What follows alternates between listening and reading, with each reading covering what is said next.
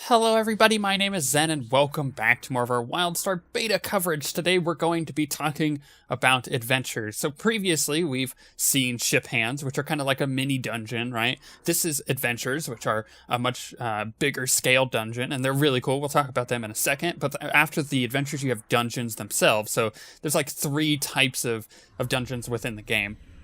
Adventures are, in the story sense, basically you go into this holographic world. It's a training simulator, and with that there's a lot of different things that can happen, right? So you have choices later on in the adventure that you get to make, and it changes the outcome of what you get to do. So say, for example, you choose a series of choices within the adventure, you get a different end boss, or you get to see, different things happen in order to get to a specific end boss that you want, or things within that are just randomized in general. So there is a lot of replayability to this. We've done this dang adventure so many times, I couldn't even count, because when we first got into beta quite a few weeks ago, it was actually way over a month ago, we managed to do an adventure, and the fun thing with it was that we tried it with 3 people at first. We almost finished it. We got to the last boss, we were rocking it. There's me, Garrick, and Vubis, who we have in this group as well, but joining us also is Mutagen, which is one of our DPS, and he's having a lot of fun with the game, which is awesome, but we only have 1 pug in here. We did a cross-server queue, and we're pretty sure this other person's on another server during beta. It's pretty cool that they have cross-server queuing, and to begin with, but, for the most part, it's a pre-made group, minus 1 person who's a DPS. So we went in with 3 people a while ago. We almost managed to finish it, and then we got together a full group, and we did finish it after a few tries. These things are not easy, but every single time that we've done it, we've had a different experience, and I've done it at least 10 times, at least, and I've had a different experience every time, which is saying a lot. That gives you so much replayability in these things. I mean, that's one of the major problems that dungeons have in MMOs in general, is there's not a whole lot of replayability. You do it once or twice and you're like, okay, I got the mechanics of this, let's speed run it, But as you just saw there, we had a choice to make of 3 different choices, and that gives us a different experience here. Like you could go attack a ton of espers that come out of this prison that we're in, and those are really difficult. Imagine trying to take on 20 adepts at once from Mass Effect. It's kind of like that. You could take on 1 or 2, but 20 is a little much, and it's like that with the espers. It's very hard to handle 20 of them, so we tried to avoid that one. It's pretty difficult. However, it does lead to other choices that you get to do. And I love that it's such a branching experience. You have the choices that you make, but everything kind of branches off and does its own thing. And I like that it gives you a different experience because of it. And it's cool. It's really cool. But for this adventure specifically, we chose to do like this arms race where you have to get these boxes. And what's going to happen is we're going to go back to the warden here, and he's going to give us another choice, and we're going to have to choose from that. And it's going to be different choices than what we would have gotten if we had chosen one of the other ones previously. So lots of cool stuff here.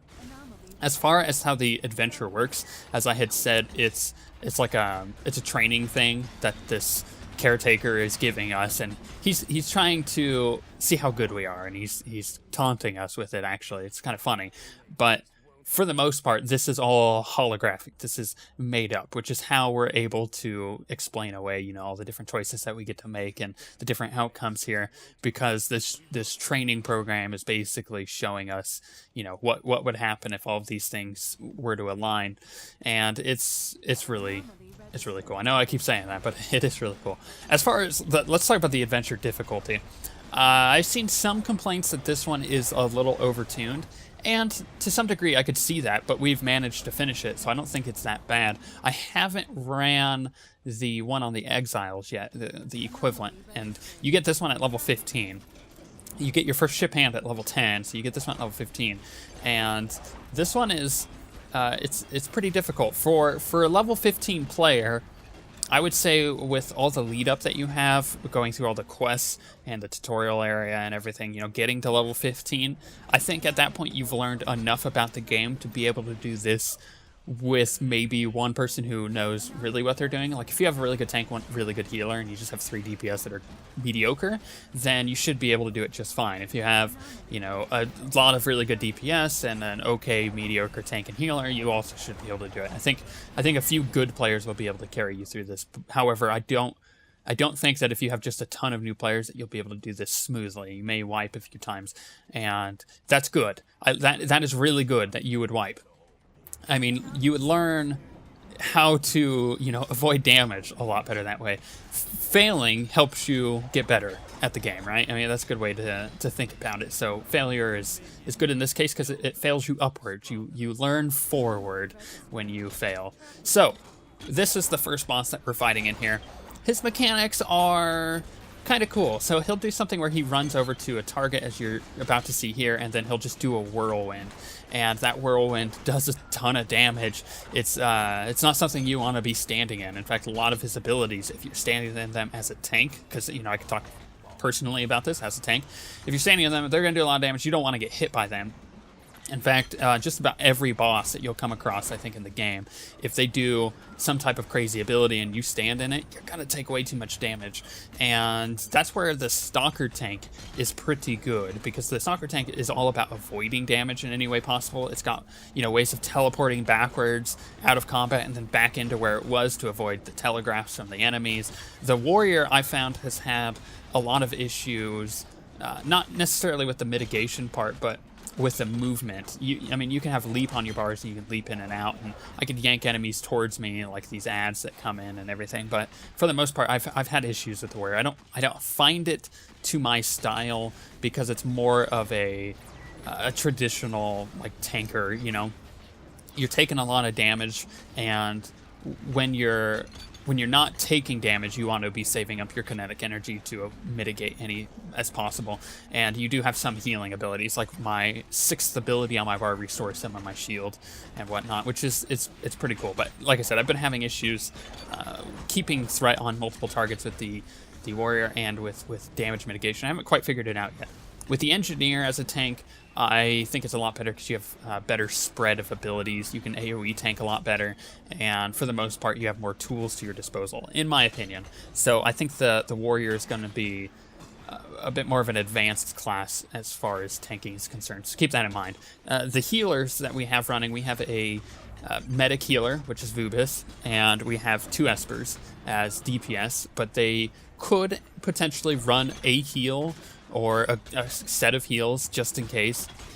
So you have a lot of options playing in adventures. You know, you can build the group that you need to, and if you have issues on a certain boss, you can switch around your ability set and, you know, try for something better. But that boss is dead, so we get another choice. And again, this choice then determines what's going to happen with the next part of the adventure. So there's a lot going on. You know, there's so many different paths that you can take here, and each of those paths can have random elements in them. Like when we were destroying the robots earlier up on this hill, we had done this adventure previously, and we had gotten to that part before the servers had, you know, kicked us off, and we had to come back in and do it again. You know, beta's beta. If any bugs you see in here, it's probably because of beta. Expect them to be fixed at launch. And I know I've said that before, but we had a bug that kicked us off the servers, and we had to redo the adventure. But when we got up to those robots, the science vessel things that we had to destroy, they were completely different. They're in different spots, and there were actually one less of them from what we were counting. So you do get a little bit of a different experience, even with all of the choices that you get.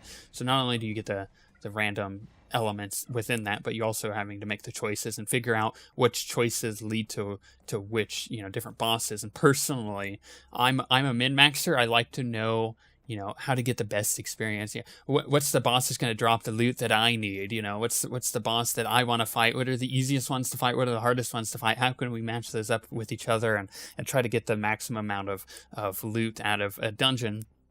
But in this situation with these adventures, I'd rather figure it out on my own, which is weird because usually I'd look it up. You know, I'd look those kind of things up before going in, but I'd rather figure it out on my own with this, because it's such a different experience each time that why would you want to spoil that? You know, it's like, it would be like playing through a heavily driven story game like Dragon Age or Mass Effect, and looking up what's going to happen at the end of the game and making your choices accordingly. Like, yeah, I could see looking up your choices in that moment and seeing what they give you or the effect that it's going to have short term, but looking up long-term choices is just stupid because it's going to spoil the game for you. And I feel like it's the same situation in adventures. However, we're coming up on the last boss, and it's an Esper. I hate Espers. There's all the telekinetic crap. You'll see we couldn't quite figure this out. At least I couldn't, because they do this knockback thing, and I just can't quite get close enough to do the damage I need to take these stupid things out to get the boss to spawn. But we do manage to do it eventually. As we're doing this boss, I do want to point out I have mods running in the bottom right hand corner. Kind of in the middle, I have a threat meter, and at the top right, I have a damage meter, something that we're not used to seeing as Star Wars players in particular. I know other people use a lot of mods in different games that they play, but I'm just not used to having mods since the Warcraft days. So I'll do a video on modding, and I'll show you guys all of that stuff in case you had any questions on what mods I was actually using. Just wanted to throw that out there in case people were wondering. This boss specifically has a couple abilities that he does that you want to avoid. The first is that big cone that he does. And the second is this, which is kind of like a random AoE thing. You get knocked back when you get hit by those telegraphs, so you want to try to avoid them. Use your dodges to get out of the way, and hopefully you won't get knocked back super amounts. I made a mistake there. I actually faced the boss to everybody. This boss in particular, you want to face away because of his conal telegraph that he does. Kind of typical boss procedure here, really, which I find is really... It's really fun, because in this situation, the boss has got something new that I haven't seen before. Like the conal that it does, it splits off into 3 parts, and I don't think I've ever seen that in a boss in this way. So it's new to me. I like the new things that I see in here, and I almost died. We call this a butt pucker moment, where I like barely live, and I'm trying to survive, and Vubis, who's healing me, is doing his best to not get knocked back to heal me. And it was really fun. We had an exciting time in this adventure, and we plan on doing it again, and we'll get a completely different experience. I can't wait to do it some more, which is going to be really fun. However, at the end of these adventures, you go back to the caretaker, and he's like, oh, I guess you won. I'll have to think about making it harder next time. And depending on how well you did, you get an additional reward.